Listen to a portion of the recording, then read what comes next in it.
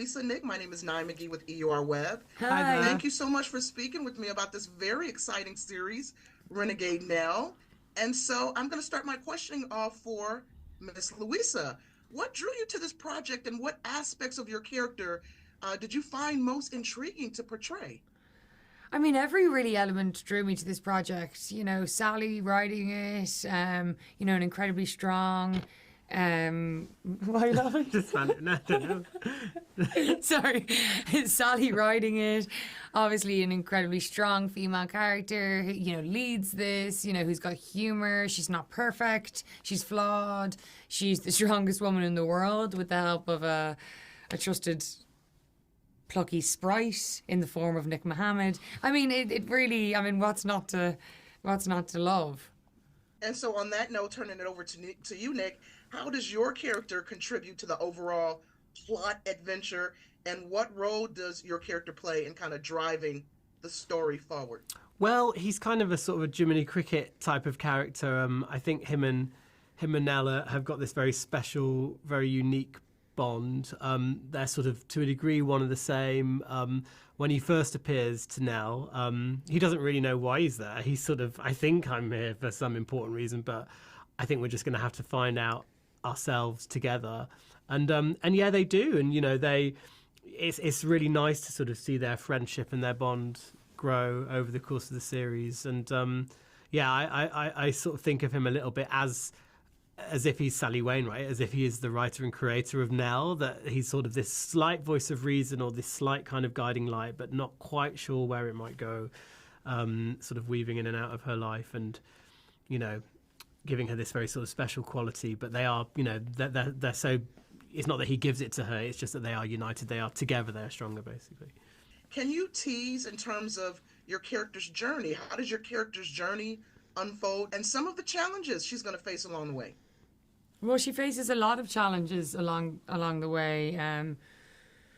You know, all things to do with class and justice, and you know, all elements to protect her family and to create a better life for herself and her sisters. And she keeps on, coming across hurdles. I mean, it's hard to know what I can tease, but yeah, some incredible characters throughout the series, good and evil. She has to come across and deal with. How do you think your character's journey resonates with, you know, broader themes of female empowerment and resilience? Yeah, I mean, just, you know, going after what you want and creating a better life for yourself and for those around you and for women at that time, I think. Yeah. Well, I think, you know, it's such a unique show. I think the scale and the scope of the world is phenomenal and feels, you know, unlike, you know, like you say, I think so many of those themes resonate now. Yeah, it is a period piece and it has fantastical elements to it, but you know, it's such a romp, isn't it? It's so swashbuckling, such great characters, such a variety of characters. The supernatural element, you know, is a slight departure for Sally to a degree, but it still feels very Sally Wainwright, doesn't it, in terms of the themes. And I'm excited that the whole family can sit down and watch it together. That's true. You know, and the action set pieces are phenomenal. Amazing. So yeah, there's lots for the viewer to take from it, I think. This series features a diverse ensemble cast. Nick, let me ask you, how do you think this diversity enhances the storytelling?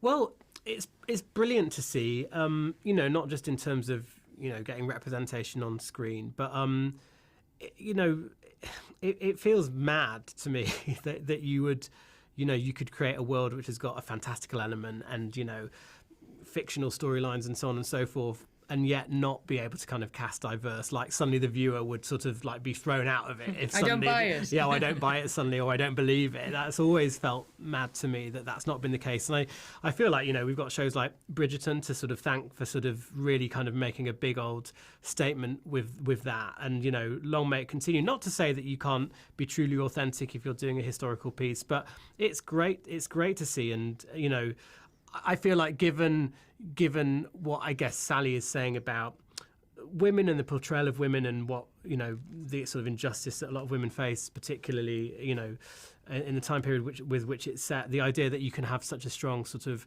racially diverse cast on screen as well, sort of telling a similar but different story, is fantastic. And you know, it brings this show right up to date, even though it's set in the 18th century, which is a brilliant thing.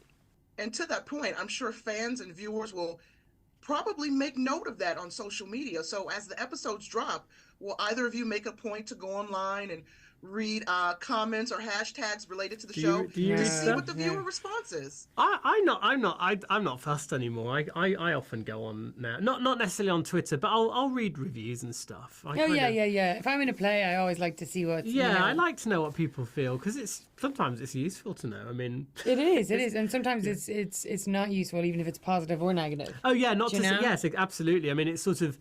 If it's positive, you're like, oh, okay, and if it's negative, you're like, oh, okay. You got to sort of take the rough with the smooth. But I really hope that people like it because, I mean, you could say this about any show, but so much work has been put in. But I feel like it's got such a good energy, this show, and it's, you know, it sort of, I feel it sort of earned its place, really. It feels special from within. So. Yeah, there's something. It's about Sally, really. I mean, because Sally is such a genius. I'm truly is. Yeah, it's nice to have brought it to life, really. So fingers crossed. Right on. Well, Louisa, Nick, that's my time. Thank you so much for speaking with me today. Thank you very much. Lovely to talk to you. All right.